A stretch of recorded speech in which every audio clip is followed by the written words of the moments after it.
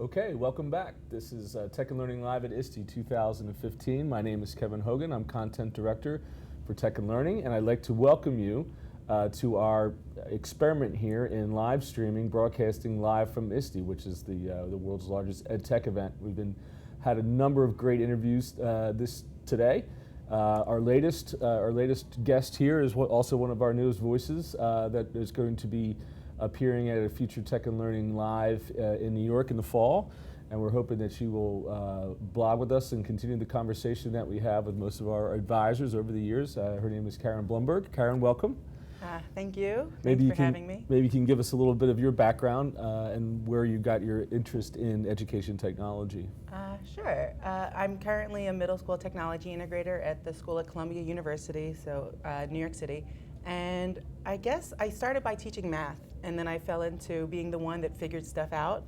And then after that, I realized, I teach people how to do stuff all the time. And I was teaching math with Geometer Sketchpad, which I still maintain is one of the best pieces of educational software out there.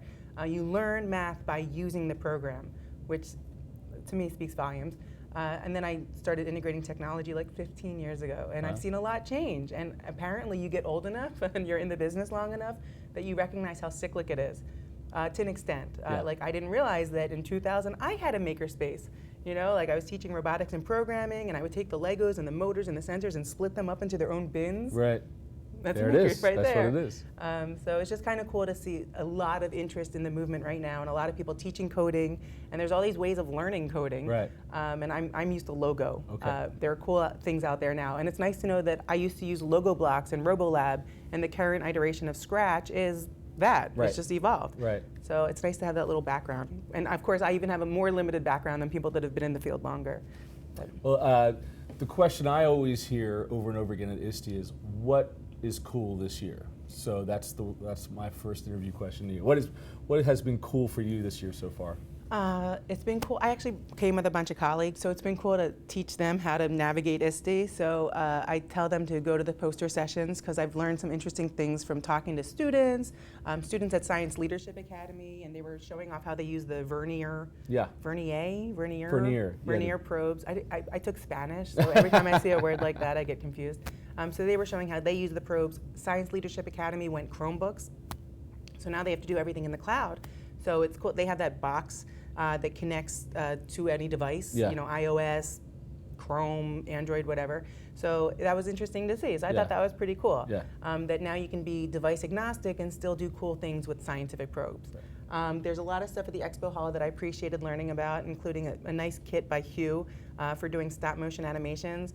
And there's a lot of products out there where you can do stop motion animations. I just thought that this was packaged nicely, and they had a really good piece of software that it's associated. It's based on SAM animation, and they're giving you a very nicely sized camera that can point downwards. So I thought that was worth getting. Sure. Like $50 a pop. It seemed like a bargain to me. And also I went to some great sessions about copyright, and another one on using Minecraft in education.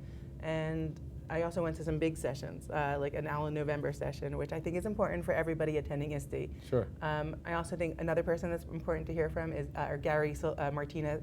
Excuse me, Sylvia Martinez and Gary Steger. But I think they might think it was funny that I said Gary Martinez. I think it's entirely possible. I think they definitely would. Yes. Yeah. So and it's amazing also the thing I like about ISTE is when you come back year after year, you end up meeting people. When you think about ISTE, is it just this week, or do you have kind of a communication or an involvement with the organization year-round, or is it just the show for you?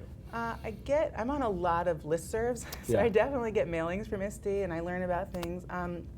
You can follow the hashtag. People still use that hashtag, so as long as you have a column in Twitter, or TweetDeck, excuse me, which for ISTE 2015, you can still maintain the community and that communal feel of let's share resources.